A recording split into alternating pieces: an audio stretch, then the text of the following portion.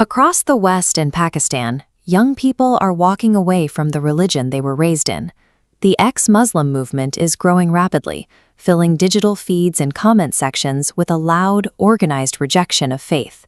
This is a logical reaction to a broken landscape. These young men and women are caught in an ideological vacuum, created by two highly visible, highly damaging extremes. On one side, you have fraudulent spiritual guides. These corrupt peers exploit their followers for money, invent fake miracles, and systematically destroy any remaining trust in religious authority. On the other side, you have strict literalists.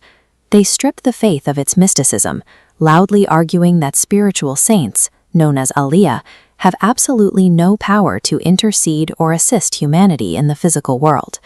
This literalist argument creates a specific logical trap.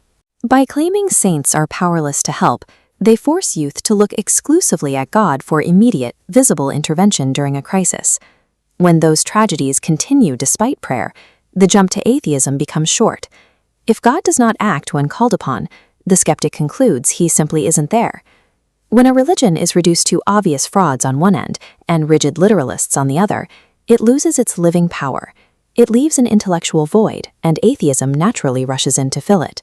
If the loudest voices in the room are failing, how does a believer actually connect to the authentic heart of the faith? Part of the answer is itat, strict obedience to the written law. We consult historical texts like the Quran and Hadith to learn exactly what the Prophet commanded and how to execute those rules.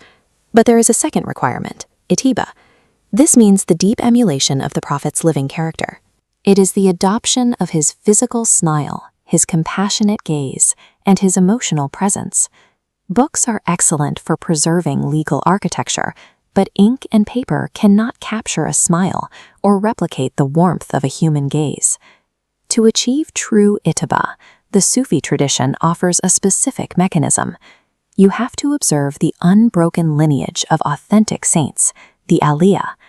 These individuals have spent their lives directly emulating their teachers, passing down an identical, contradiction-free spiritual character generation by generation.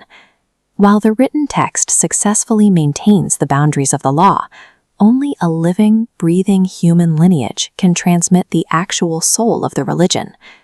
To the modern skeptic, this idea of spiritual transmission sounds completely abstract. We can actually view it through a biological lens. Look at this visualization. Researchers like Dr. Joseph Shelton have studied the exact behavior of single heart cells separated in a laboratory setting. When a weak heart cell is left entirely on its own, it struggles. Its rhythm becomes erratic, its pulse slows down, and eventually it dies. The experiment shifts when a strong, pulsing cell is placed next to the dying one.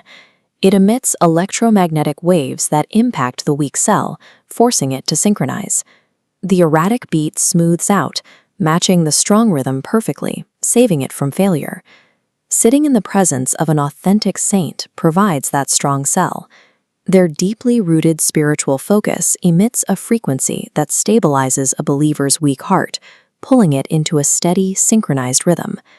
Seeking proximity to a strong heart is the original foundation of the faith, established by the Prophet's closest companions. When asked about their primary desires, Abu Bakr stated that he simply wanted to gaze continuously at the Prophet's face. Umar sought the close company of the awliya, keeping his heart near those who were spiritually strong. Uthman's priority was to feed the hungry. Ali wanted to conquer his own ego by fasting on the hottest days of the year and to serve guests in his home. These first followers didn't spend their energy debating abstract theology. They prioritized physical proximity to a perfect role model, breaking down their egos and building a practical architecture of love and service. Screaming blasphemy at teenagers or memorizing debate talking points fails to cure an intellectual and spiritual vacuum. To defend against modern nihilism, a believer needs a sharp, rational intellect to answer difficult questions, paired with a purified, synchronized heart to anchor their faith. The benchmark of an authentic spiritual guide is the distribution of joy.